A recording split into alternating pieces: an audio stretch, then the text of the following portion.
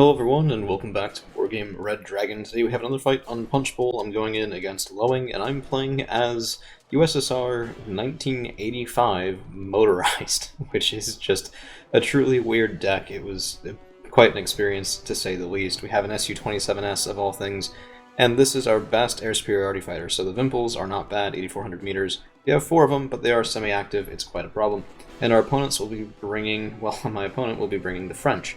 So that means a fast, hard-hitting force. It means good bombers, good planes, everything there. And, well, my intention is to make the fight into Elena and Boris and to get there quickly, get there first, and see what we can do. So, BTR 60 PPs, I am going after the Mirage with the Su-27S. We get the kill, and evac ordered right off the bat. And it looks like a little bit of a slow opener for the French. They might have dilly-dallied making their baguettes and drinking tea. Well, no, that's the British, isn't it? Before the game start, because these guys should have probably been over towards center already. They should be well past the middle mark, but I mean, sometimes it's not the first thing that people do. It looks like there was a fast start in Feder and Sword Boris on the ground anyway, so BTR 70s are engaging, and I do have, it looks like, some ATGM teams that will be heading into the town here. A bit of a misclick having them go into the woods, but it'll take a little bit longer for them to get it set up. MiG-23 MLD, this is a helicopter hunter, and we do get a kill right off the bat, but it's not enough as there are still Panthers and Pirates and an Alouette headed over that way and going to deposit troops, where I have a single unit of Razvedka and a BTR 60 PB. But at least the hold in Boris is relatively strong. Spetsnaz GRU are still available to 1985, and the Conquerors team is doing decent work. Motostrelki, meanwhile, in the BTR 70 engaging, well, no, these guys are a little out of range, with the Chasseurs down there to try to deny them that town. So MiG-23 is circling, going around again, but the transport helicopters are, well, on the ground, and the Alouette as well. It looks like it was parked for just a second. Yep, now they're all taking off, trying to move forward and use those autocannons to good effect. Second MiG-23 is coming in, though, and we are going to be shooting at all of these guys. Down go one of the Pirates. Looks like evac Winchester, a little rough there. Not really what I'd wanted, and the Razvedka are alone. In the meanwhile, an AMX-10 RC is moving forward, supported by an M201. This is just a standard 10-point recoilless rifle Jeep. It's, I mean, decent fire support for the price is always what you buy them for, and also tanking a whole lot of shots. We do have a Conquerors team that should be in that town, but for some reason they're walking through it. My BTRs are getting pounded in Legion, and Chasseurs are moving up, and I have nothing in this town that can stop them. So, Motostrelki up on the high ground, of course, never a bad choice. Conquerors team, I have no idea why they weren't snapping to the town, but sometimes the AI does weird things. So, Su-27S coming out, we are sparring with a Rafale, and it looks like because the Rafale was retreated away, that's evac ordered, second volley of missiles on the way, down he goes, and hey, yeah, no complaints with that. Pretty good value off of a usually substandard, well, substandard in a direct head-to-head anyway, sort of air superiority fighter. Of course, those semi-active missiles do lose their tracking should you get hit and stunned, but they do move pretty quickly and ripple fire, at least looked like they did on that version, which is pretty nice. So Mirage 5F, Bomber coming in, these guys are pretty cheap, but they do pack a good punch, and evac Winchester, I did move the Spetsnaz GRU, Motostrelki are less important, and my OSA AKM is getting first shot, second shot, down he goes, and the Motostrelki are alive. So it's been a very atrocious match so far for my opponent in the air alone, and you can see that reflected on the ground. So center is still capped, but there's been no cap on Dmitry. There's really been not much pressure in any other zone, with the exception of these Legion and Chasseurs moving up in Elena. I don't really have a good answer for that, though, at the moment, so my Conquerors team is unfortunately taken out. Motostrelki are going to be fighting, and I have a couple of these cheap BMPs, 30-point tanks, and actually not too bad, in my opinion, for the point cost. The thing you have to watch out for is their accuracy is good, but their stabilizer is just shite. So stick to the 10 rounds a minute and 65% accuracy and attack move if you can so that they stop. But BTR Jalos and a couple of infantry also on their way over into center. I want to clear out this section. There's command infantry in here dropped off by helicopters, really no other option for what it could be that was there that quickly, and I should be able to kill them without too much trouble with a relatively light investment. The same investment, by the way, could have gone toward most, but not an entire Rafale. So yes, we have both bought things in the air. I've definitely spent points on some air troops, well, some air troops, some fighters, and it was distracting from the ground game, but we got the good trade there. Now we have them in our toolkit, and the Conquerors team also clearing things on the ground is a very nice tool. The thing you have to watch out for is answering artillery fire and bombers at this town, because it is such a nice little staging area, and we are taking some fire from a Panther, those nice sneb rocket pods, but not able to get through the armor on a Jalo. A little surprising, honestly, just one side armor, I guess 2 frontal is probably what they were hitting with those rockets, and they did very nearly get a kill anyway, so with a little bit different accuracy rolls that could have hit. MiG-23 MLD coming back out to take that guy down, and now we have Spetsnaz moving forward. Commandos Para and some damaged Legion won't be able to stand in the way of Spetsnaz and Sapri 85. So just a specialized force just to clear out the infantry there, and other supporting elements like the MiGs taking out the supporting helicopters. So we have lost the town in Elena. You can see that my opponent is moving his infantry between those groups and trying to reinforce with chasseurs. We've taken a little bit of a beating, but ATGMs and Feder as well will make my job kind of difficult. So what do? Well, I unload my infantry, I have more infantry moving up, I'm calling out a mortar. My intention is going to be to smoke this town and to try to get the infantry across the way. So these are Sapri. We will also have, I don't quite remember what's in this section of BTRs, but I mean, the PBs, 1 frontal armor for 15 points isn't great, but they are amphibious. They're very fast, at least on road. Off-road speed could be a little bit better.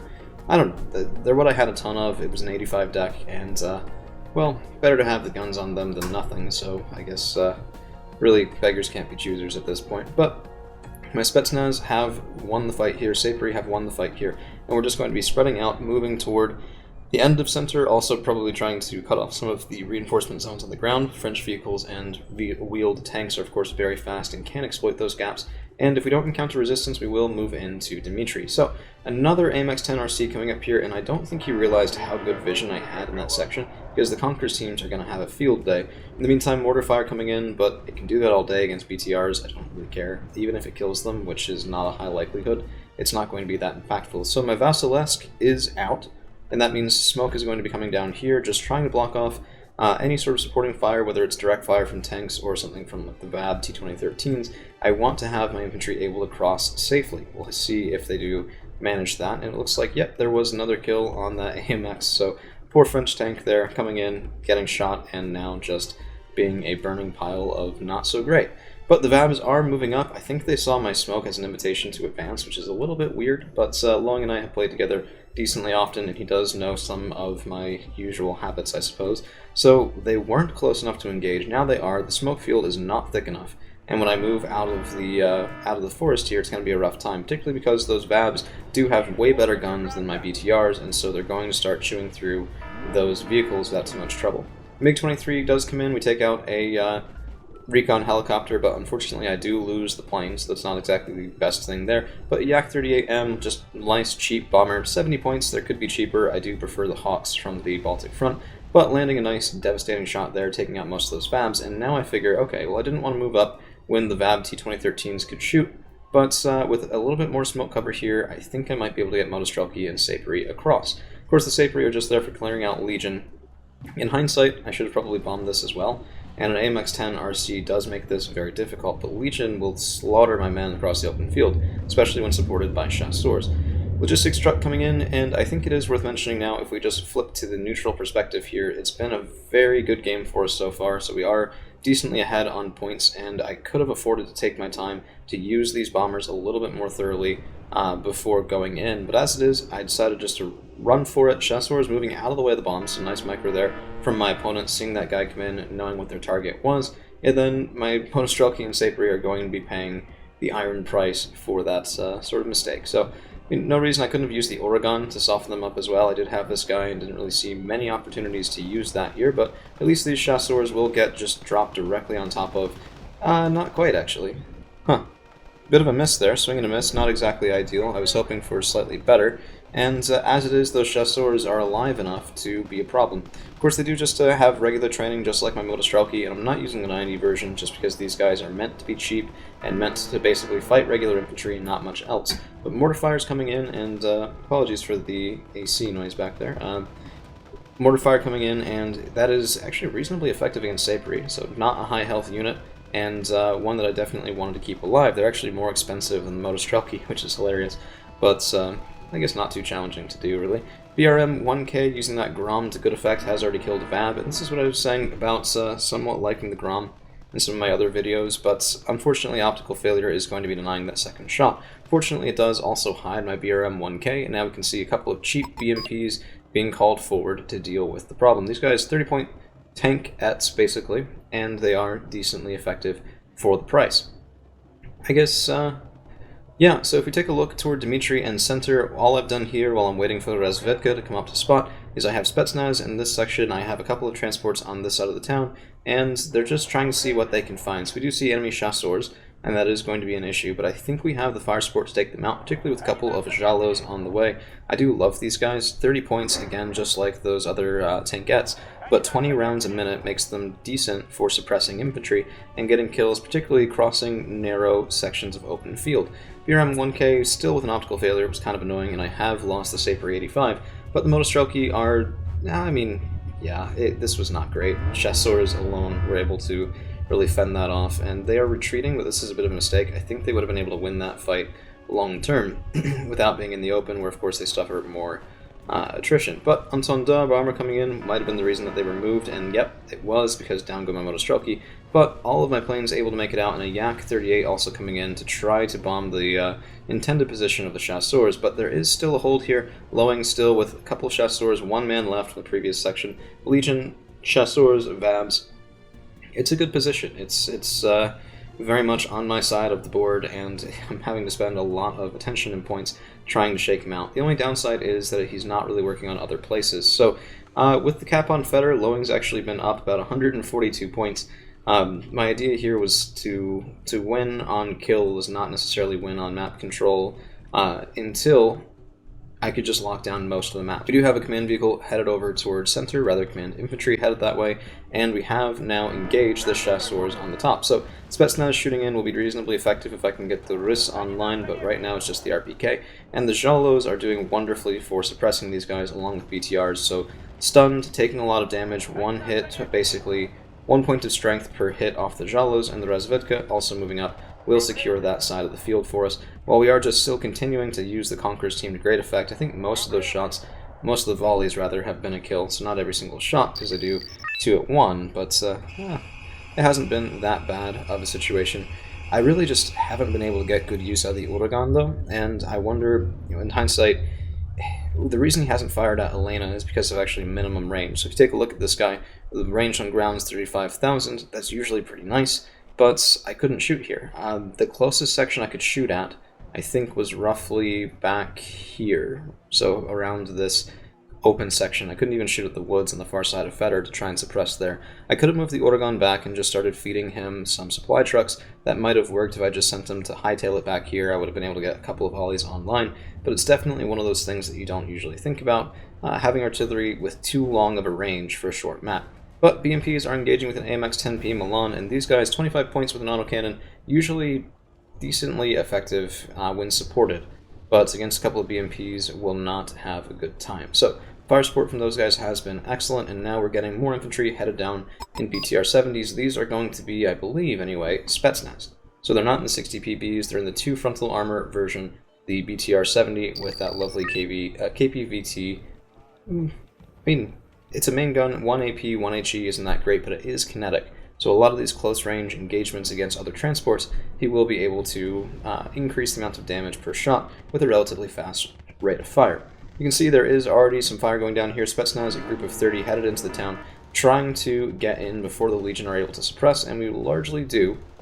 So the angle of approach here working out pretty well, and those Riss launchers getting online against the Legion will be very deadly indeed. So 14 Legion, 13 from the BMPs, 11 from the first shot with the Riss, and they are going to be moving back, trying to stay away from these deadly men. Mistrals, however, do get caught, and that is going to be more Riss launchers into them, just melting that group down from 8 men remaining from a bombing run to 2 to gone very quickly, and even being able to take some damage out on these Vabs, which kind of surprised me at the time. I mean, usually you don't think of napalm launchers as being the best for taking out vehicles, and rather vehicles are pretty good at taking out napalm and war crimes sort of infantry, but we did okay here for ourselves, I think, and particularly the amount of damage we were able to do to these Legion was certainly a very nice way to clear out the town with I guess, minimal additional waste. So chasseurs were taking a bit of a pounding, Spetsnaz giving that out, all too happy to do that, and just maintaining air superiority. Every time there was a bomber, the response was disproportionate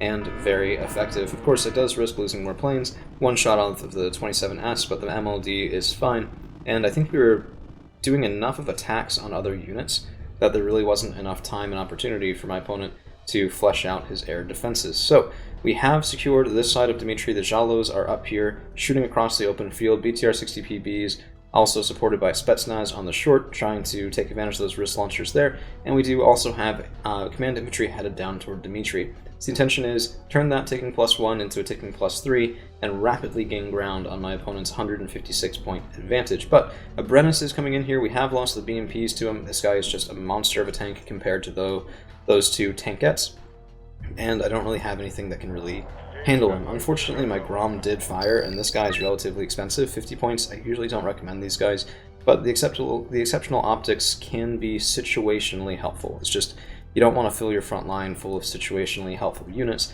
because then, well, you get a different situation, and they're kind of pointless.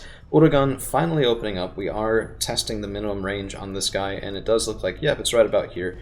So I guess I overstated it a little bit. We could shoot in at the section of woods there. And a Yak-38M bomber coming in. Let's take a look at what he finds. Nothing. So a bit of a swing and a miss there, but luckily my Yak does get out of dodge without too much trouble. So, chasseurs now moving up, but they are being engaged by Motostrelki and the Rozvedka, but the M201 is doing some sort of screening fire, and chasseurs are holding in the town, so these guys are going to be dead sooner than they would like, and sooner than I would like if something doesn't change. But the BTR-60PBs are here to do some sort of suppressing fire, down to 9 strength, shortly down to 8 strength inside the town. Yep, there it goes. And they should be suppressed relatively soon, but the M201 is doing some pretty good work as well. Of course, I said that right as he missed, but yeah, never perfect.